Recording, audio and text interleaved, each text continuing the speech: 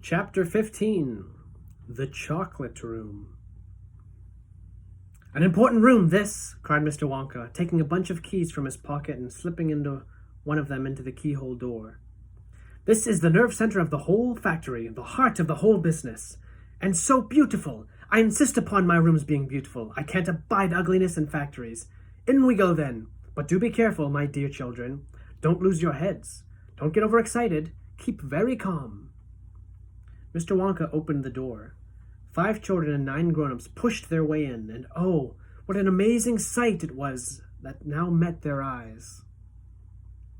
They were looking down upon a lovely valley. There were green meadows on either side of the valley, and along the bottom of it there was flowing a great brown river. What is more, there was a tremendous waterfall halfway along the river, a steep cliff over which the water curled and rolled into a solid sheet, and then went crashing down into a boiling, churning whirlpool of froth and spray. Below the waterfall, and this was the most astonishing sight of all, a whole mass of enormous glass pipes were dangling down into the river from somewhere high up in the ceiling. They really were enormous, those pipes. There must have been a dozen of them at least, and they were sucking up all the brownish, muddy water from the river and carrying it away to goodness knows where. And because they were made of glass, you could see the liquid flowing and bubbling along inside them, and above the noise of the waterfall you could hear the never-ending sucking sound of the pipes as they did their work. Graceful trees and bushes were growing along the riverbanks, weeping willows and adders, and tall clumps of rhododendrons with their pink and red and mauve blossoms. In the meadows there were thousands of buttercups. "There!" cried Mr. Wonka, dancing up and down and pointing his gold-tipped cane at the great brown river. "It's all chocolate! Every drop of that river is hot melted chocolate of the finest quality, the very finest quality. There's enough chocolate in there to fill every bathtub in the entire country, and all the swimming pools as well. Isn't it terrific? And just look at my pipes. They suck up the chocolate and carry it away to all the other rooms in the factory where it is needed. Thousands of gallons an hour, my dear children, thousands and thousands of gallons." The children and their parents were too flabbergasted to speak. They were staggered. They were dumbfounded. They were bewildered and dazzled. They were completely bowled over by the hugeness of the whole thing. They simply stood and stared. "The waterfall is most important," Mr. Wonka went on. "It mixes the chocolate. It churns it up. It pounds and it beats it. It makes it light and frothy. No other factory in the world mixes this chocolate by waterfall. But it's the only one to do it properly. The only way. And do you like my trees?" he cried, pointing with his stick. "And my lovely bushes, don't you think they look pretty? I told you I hate ugliness. And of course they are all eatable, all made of something different and delicious. And do you like my meadows? Do you like my grass and my buttercups? The grass you're standing on, my dear little ones, is made of a new kind of soft, minty sugar that I've just invented. I call it swudge. Try a blade. Please do. It's delectable." Automatically, everybody bent down and picked up one blade of grass. Everybody, that is, except Augustus Gloop, who took a big handful.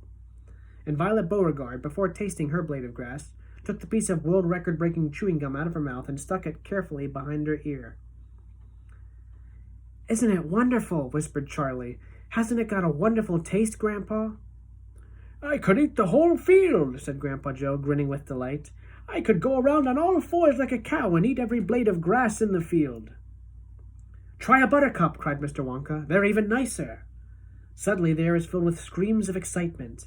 The screams came from Veruca Salt. She was pointing frantically to the other side of the river. Look over there!" she screamed. "What is it? It's moving! He's walking! It's a little person! It's a little man! Down there below the waterfall!" Everybody stopped picking buttercups and stared across the river. "She's right, Grandpa," cried Charlie. "It's a little man. Can you see him?" "I see him, Charlie," said Grandpa Joe excitedly. And now everybody started shouting at once. "There's 2 of them! My gosh, so there is! There's more than 2! There's 1, 2, 3, 4, 5! What are they doing? Where do they come from? Who are they?"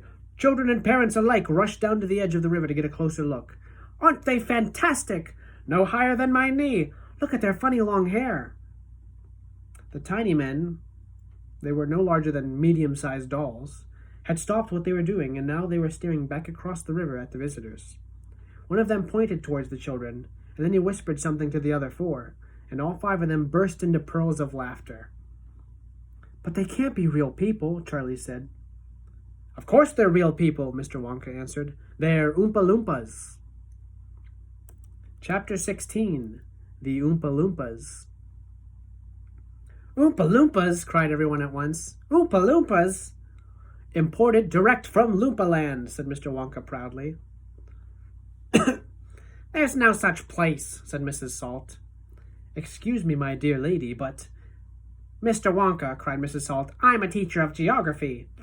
"Then you'll know all about it," said Mr. Wonka. "And oh, what a terrible country it is!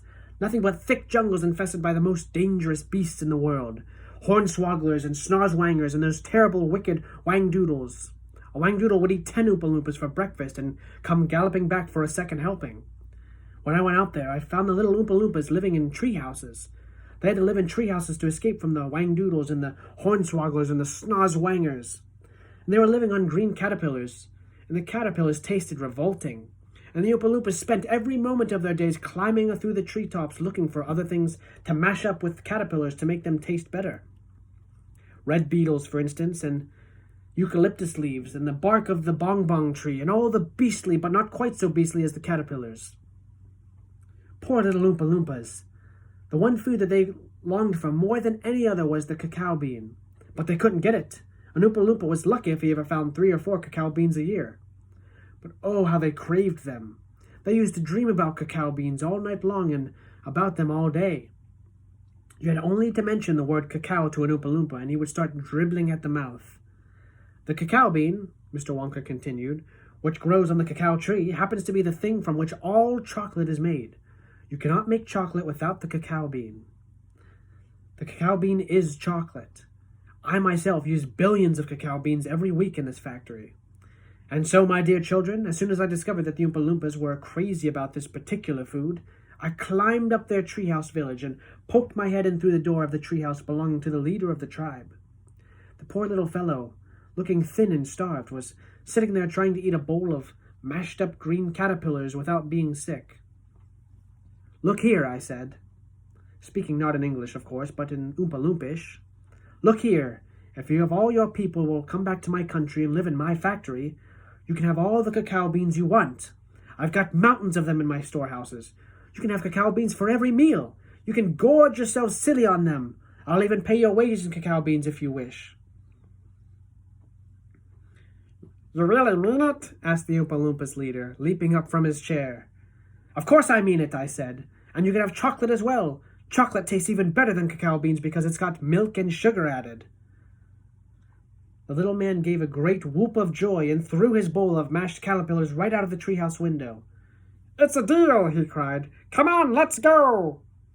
So I shipped them all over here, every woman, man, and child in the Oompa Loompa tribe. It was easy. I smuggled them over in large packing crates with holes in them, and they all got here safely. They're wonderful workers. They all speak English now. They love dancing and music. They're always making up songs. I expect you'll hear a good deal of singing today from time to time, though I warn you, they are rather mischievous. They like jokes. They still wear the same kind of clothes they wore in the jungle. They insist upon that. The men, as you can see for yourselves across the river, wear only deer skins. The women wear leaves, and the children wear nothing at all. The women use fresh leaves every day. "Daddy!" shouted Veruca Salt, the girl who got everything she wanted. "Daddy, I want an Oompa Loompa! I want you to get me an Oompa Loompa! I want an Oompa Loompa right away! I want to take it home with me! Go on, Daddy, get me an Oompa Loompa!" "Not now, my pet," her father said to her. "We mustn't interrupt Mr. Wonka." "But I want an Oompa Loompa!" screamed Veruca. "All right, Veruca, all right, but I can't get it for you this second. Please be patient. I'll see you have one before the day is out." "Augustus!" shouted Mrs. Gloop.